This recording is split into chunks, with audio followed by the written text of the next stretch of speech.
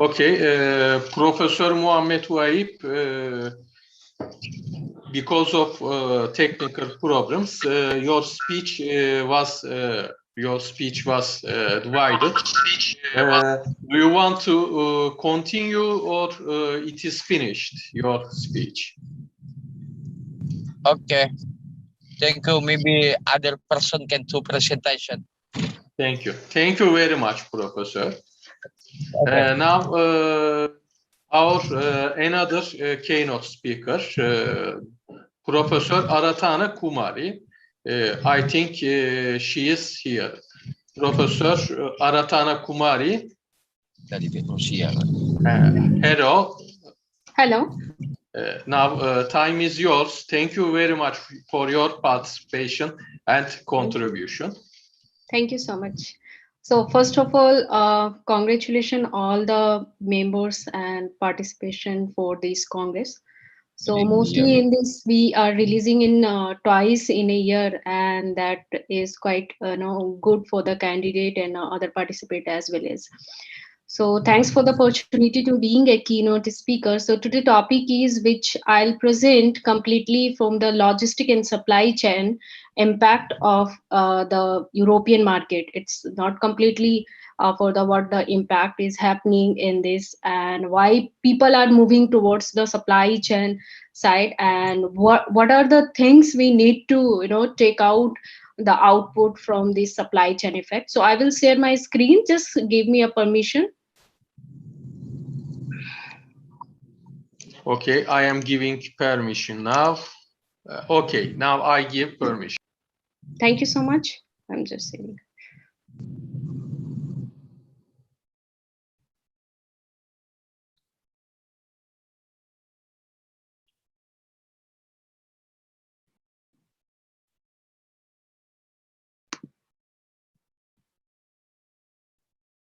Oh,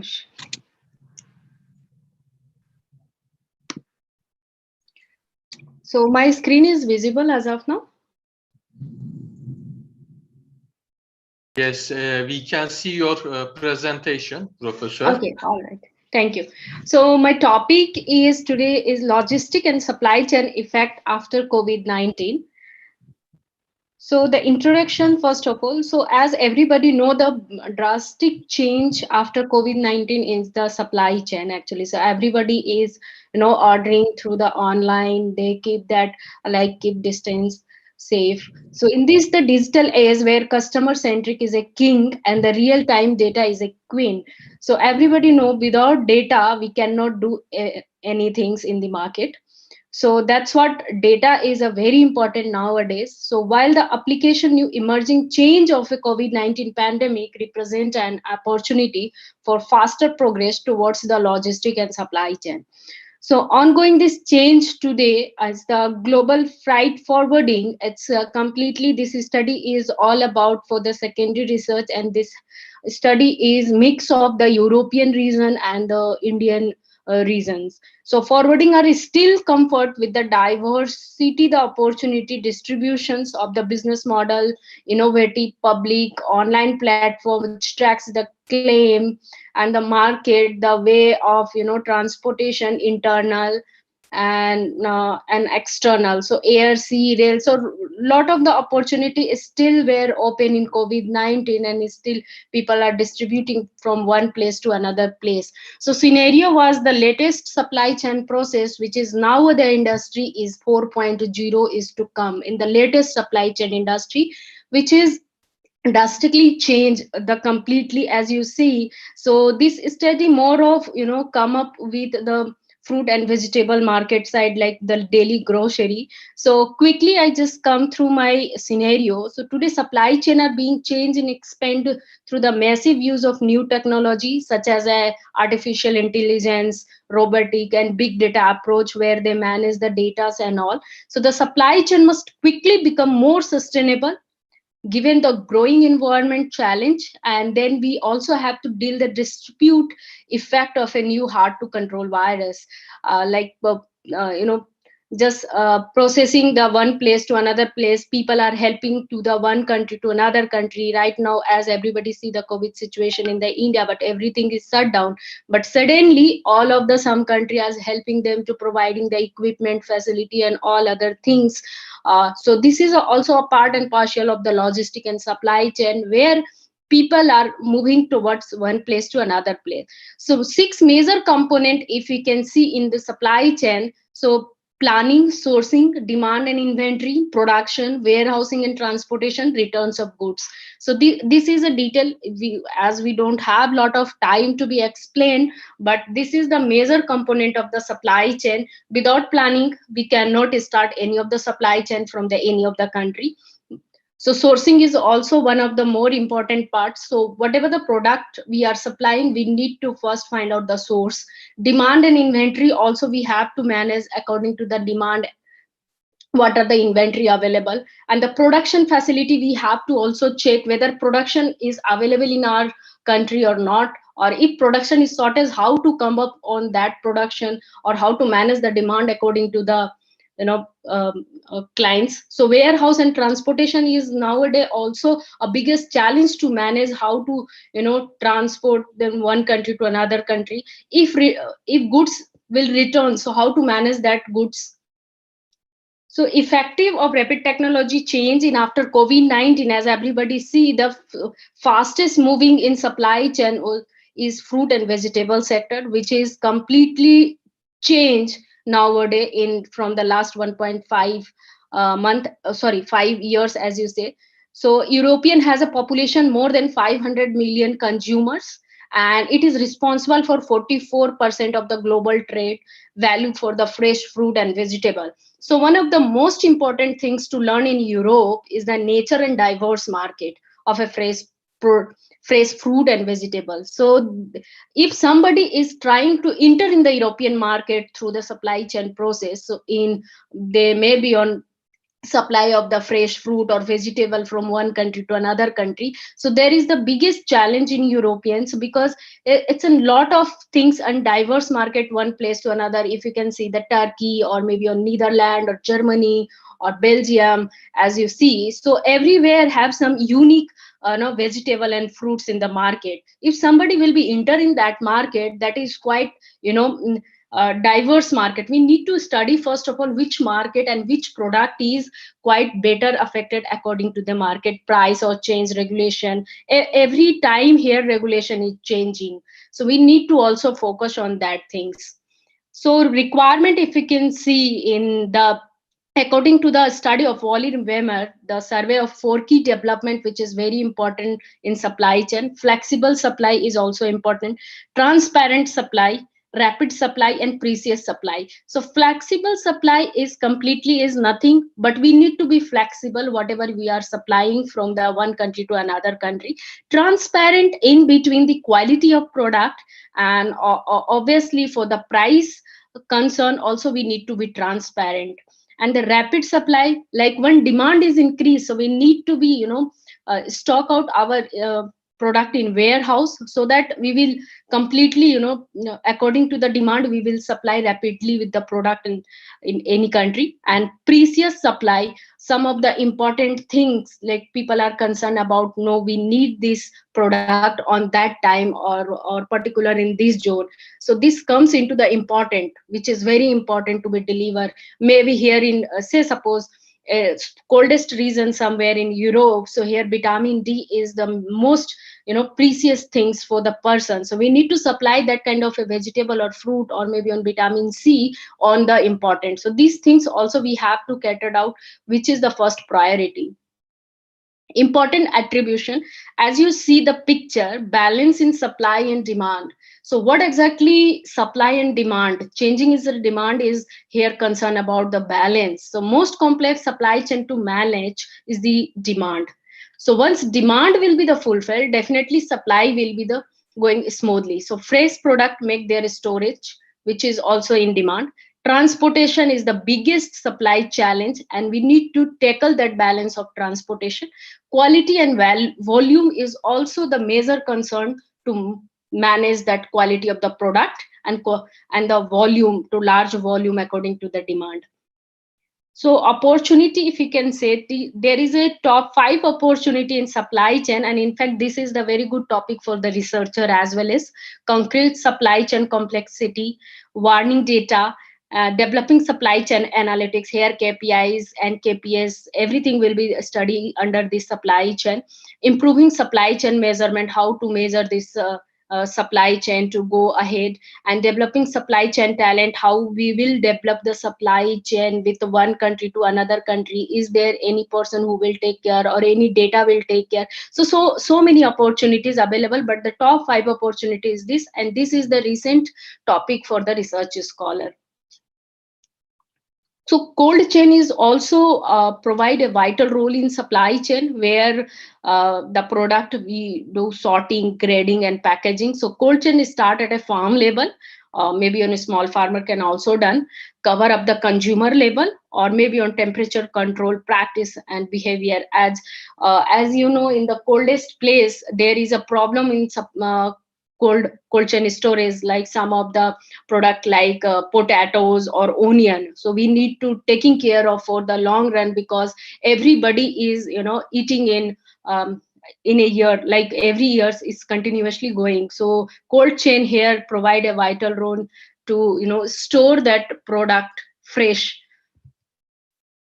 So trend nowadays, supply chain trend has little bit changing after 2019. So people are more of using for AI and IoT for advanced checking that their quality of the product, or maybe on delivery they will track, and everything will be conduct through that online. So this is the recent trend as of now. So objective, Europe is a dynamic market with different opportunity characteristics and good opportunity for the supply chain.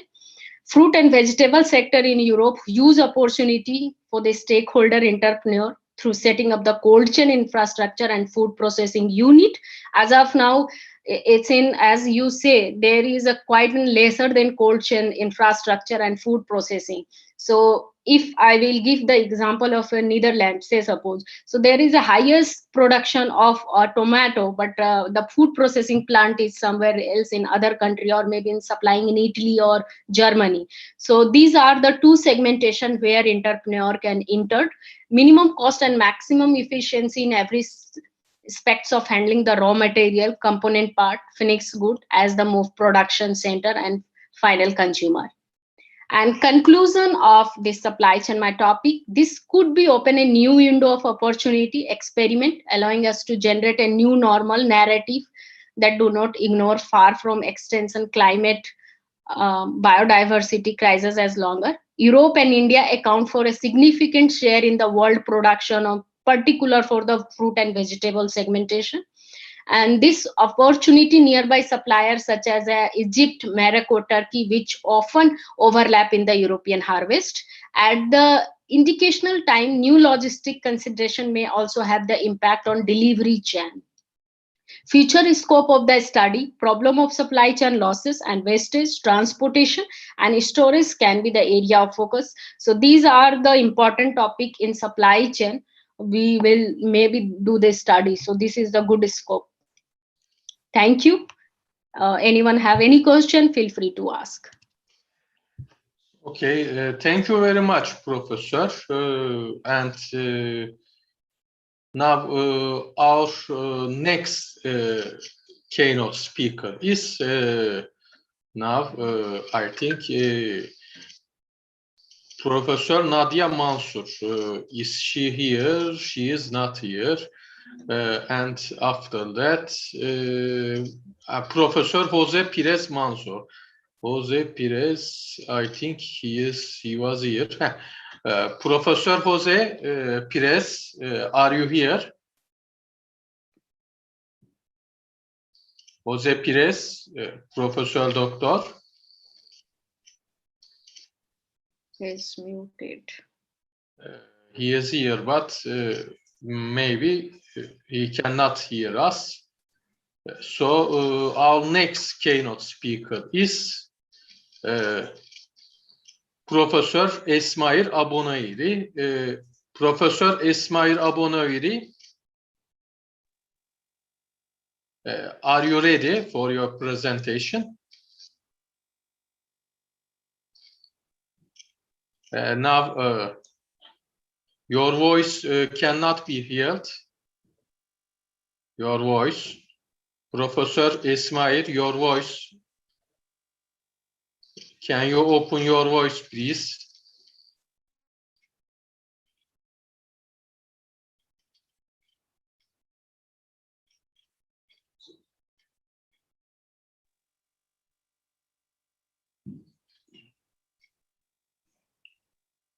Professor,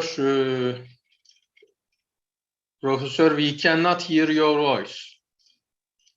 I think there is a problem in technical problem. I think you have.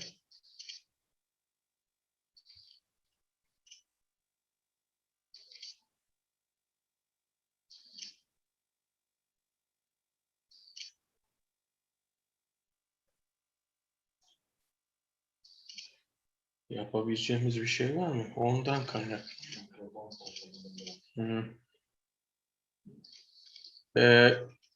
Is your microphone ready? Can you check your microphone, Professor Esmail?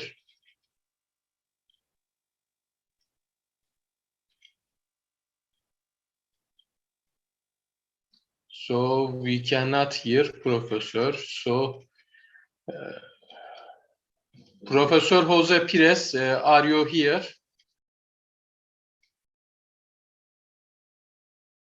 I think he is not here. So videosunu açalım. So we will go on by the video of Professor Nadia Mansur. But in this time, I think Professor Esmail Abonairi and Professor Jose Pires will solve technical problems.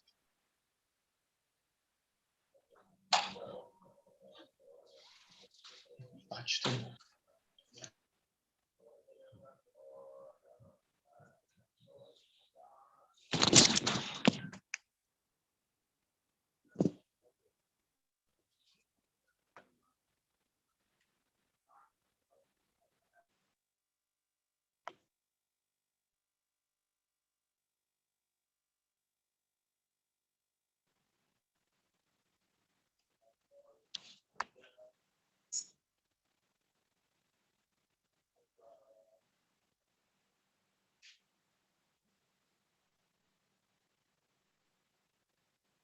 My presentation entitled Financial Technology, FinTech, presented at the International Economics, Business and Social Sciences Congress. So the plan is made up of 6 parts: introduction, what's FinTech, FinTech evolution, FinTech universe, FinTech and new business models, and RegTech. So Chinese company Ant Financial has raised a record $14 billion in funding to enable it to roll out its Alipay payment application internationally and to prepare its IPO. This example shows the rise of new fintech players in the financial market. This mega fundraising illustrates the importance of fintech startups, which thanks to technological and disruptive innovations have been shaking up the financial market for the past 20 years. Traditional financial players may be threatened in the medium or long term by these changes. So financial technology also known as fintech, is an economic industry composed of companies that use technology to make financial services more efficient. Fintech languages: disruption, automation, digitization, and simplification. Fintech offerings reduces costs, increases efficiency, builds client relationships, offers security, and for fintech innovation areas include technology, blockchain technology, tech, financial inclusion, payments, cybersecurity, open banking.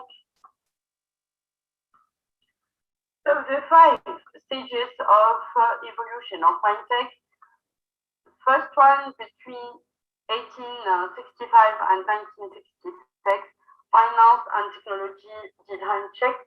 Between 1967 and 2008, first digital bank, digitalization, globalization time. Between 2008 and 2014, the global financial crisis. And between 2014-2017, every day a new fintech, and then from 2018 till now, blockchain commercial model for fintech starting. So the real how tech got friends. So you find the most active fintech between 2020 and 2021.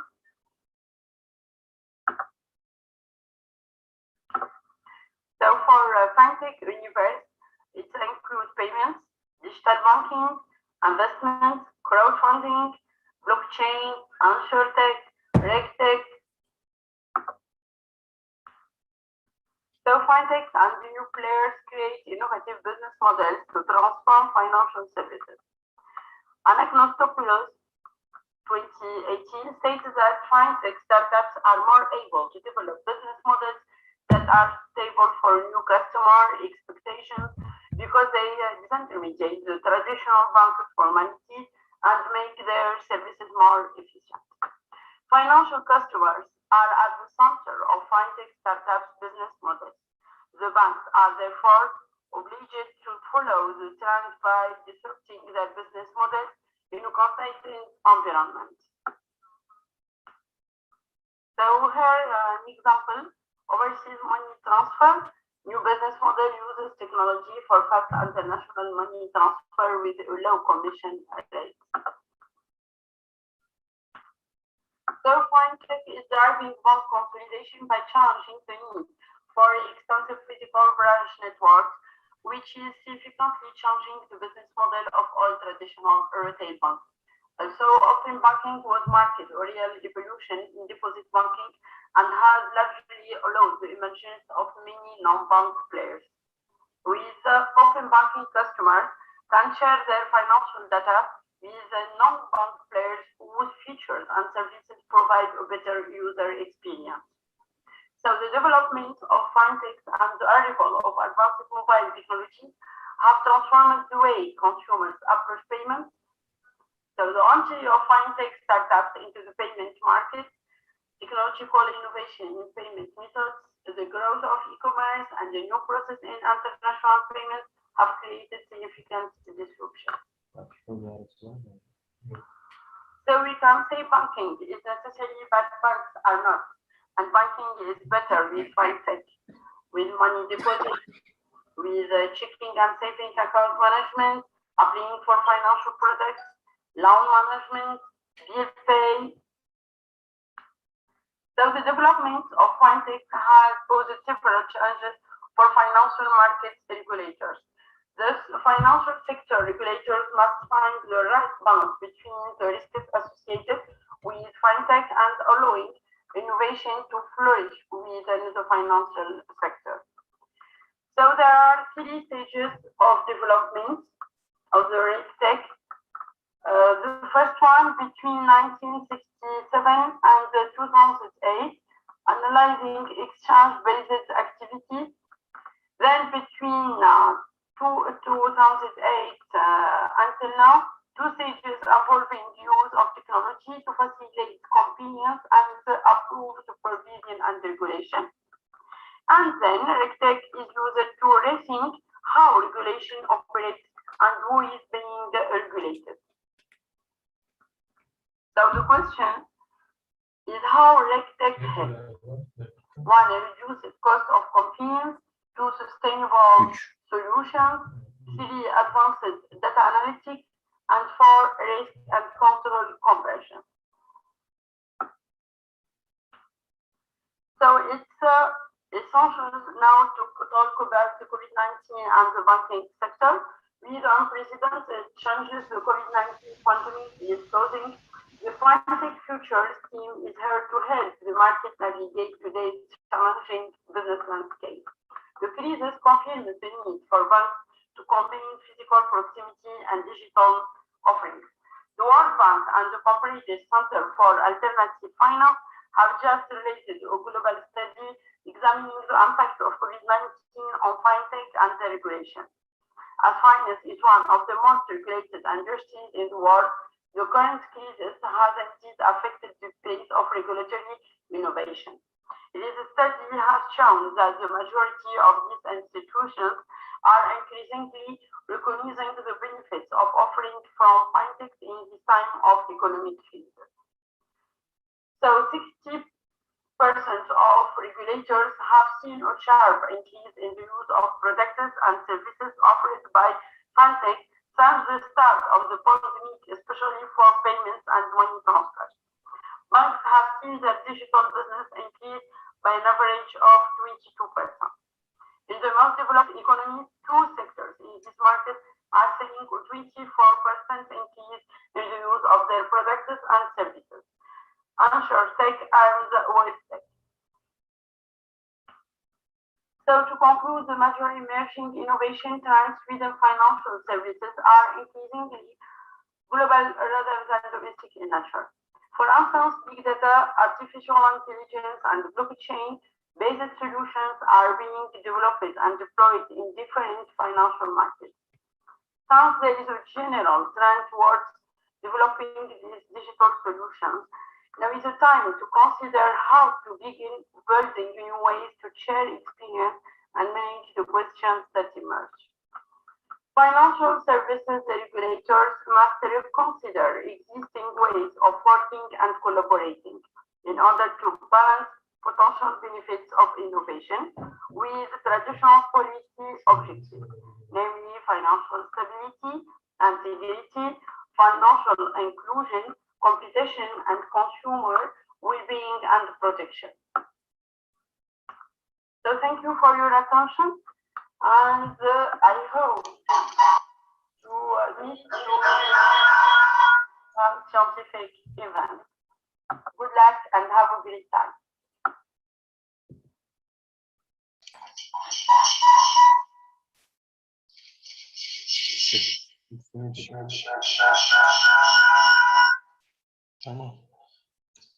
Thank you very much, Professor Nadia Mansur. And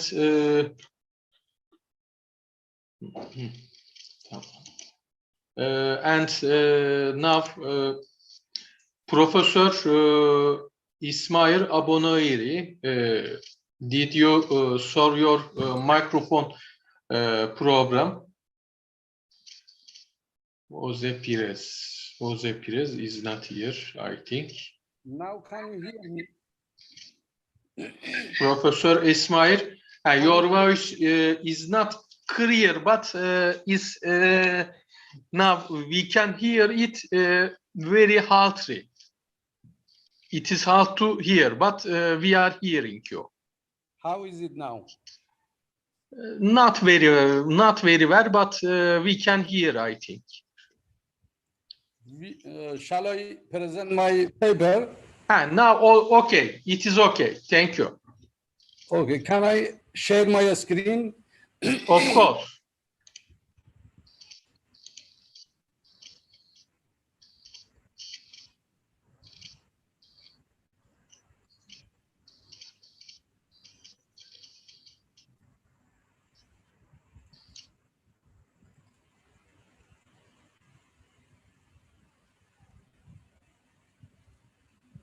Do you have my screen now? Yes, we can see your screen, sir. Okay, thank you very much. Thank you, Professor. Anyway, I'm glad to be in your Congress 2021. Do you have my voice now clearly? Yes, we can hear you clearly now. Thank you very much. Okay, thank you very much.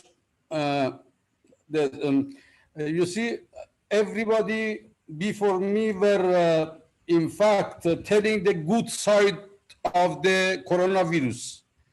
But I'm afraid, you know, I'm looking the dark side of the coronavirus, unfortunately. First of all, I'm glad to present my paper in Econder 2021, which is the fourth international, of course, Congress. The title of my research is Coronavirus and the World Death Inequality. As you all know, we usually do research about the inequality in income, expenditure inequality, wealth inequality, and so on. But I have decided to present my paper about the world death inequality. We all know that more than 200 countries have been suffering from the coronavirus or COVID-19. But this was not the same among countries all over the world. Therefore, I have decided to see how unequal death has happened throughout the world due to coronavirus. Therefore, the main aim is the comparing world inequality, coronavirus deaths per 1 million population. I have compared the number of deaths from 21st of October 2020 with the 31st May 2021, which was about 2 or 3 days ago. The data summary statistics concerning Iran and Turkey are presented in table 1.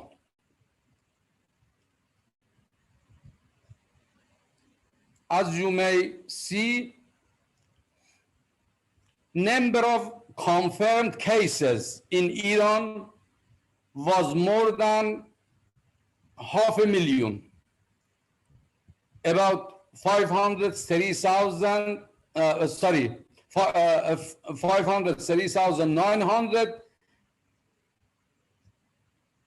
and the number of deaths was more than 31,000.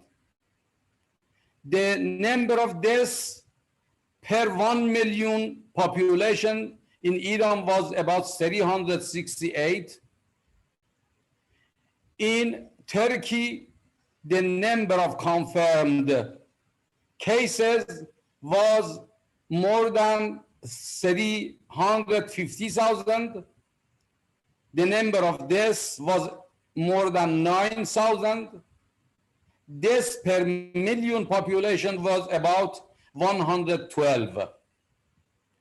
While in the world as a whole, number of confirmed cases was more than 41 million, number of deaths more than 1,129,000 almost. Deaths per million population was about 29,000. The same summary statistics concerning the 31st May 2021. In Iran, the number of cases was about 3 million. The number of deaths has risen to 80,000, and the number of deaths per million population has risen to 943. While in the same time in Turkey, the number of confirmed cases was more than 5 million, the number of deaths about 47,000. Deaths per million population were about 557 in all cases. In Turkey was less than that was in Iran. And the world also, the number of confirmed cases has risen to 171 million. Deaths more than 3.5 million. Deaths per million population was about 123 million. This was the summary statistics, what was happening in Iran, in Turkey, and of course, throughout the world. I'm not going to explain more about this, but I'm in fact trying to say what I have done in this research. As you know, the most recent data, including number of cases, deaths, and the deaths per 1 million population has been provided, reporting cases and deaths by country.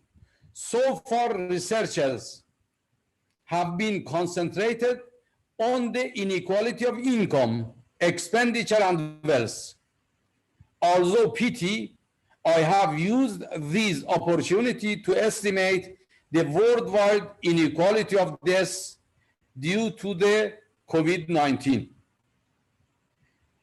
Doing so, I have used the well-known Gini coefficient. The formula is presented here, in which the X is the cumulative relative frequency of country, Y is the cumulative relative frequency of death number. I have estimated the inequality index using the Gini coefficient, and the results are presented in table 2. As it can be seen, the mean of death numbers throughout the world was about 154 in 21st of October 2020, which has risen to 596 by 31st of May 2021. The standard deviation, the standard error was 16 and then increased to about 51. The median was 60, 21st October 2020, which has risen to 293. At the end, I have found the inequality index. The inequality of death number per 1 million population on 21st of October 2020 was about 65%, which has increased to, which has in fact changed to 62%, which is slightly less than what it was in 21st of October 2020. As conclusion, I would like to mention that coronavirus invoked recession all over the world, causes unemployment and inflation simultaneously, since the population has declined, but since the production has declined more than the demand. These leads to more poverty as well as inequality. When even the disease passes, the whole human family will live with its effect for years to come, with considerable different costs due to high inequality of death number among different countries. Despite these and all the dark sides of coronavirus, it has improved several cases, such as the use of internet, especially among all students at different educational levels, and healthcare, especially among underdeveloped and developing countries.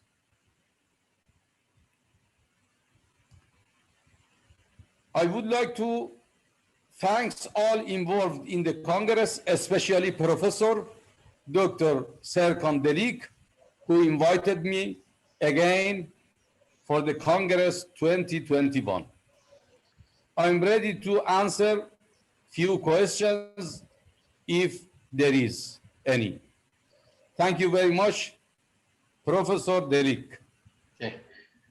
We thank you, Professor İsmail Abonoğlu, and also we thank all of our keynote speakers.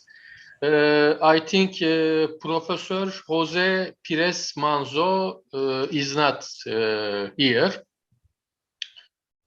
So we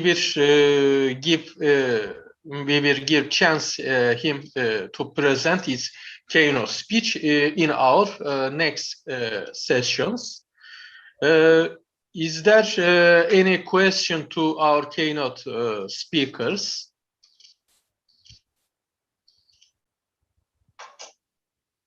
So I see that there is not any question. Now we thank all of our keynote speakers. Our next session will start at about 40 minutes later. Thank you very much again. Hope to see you again.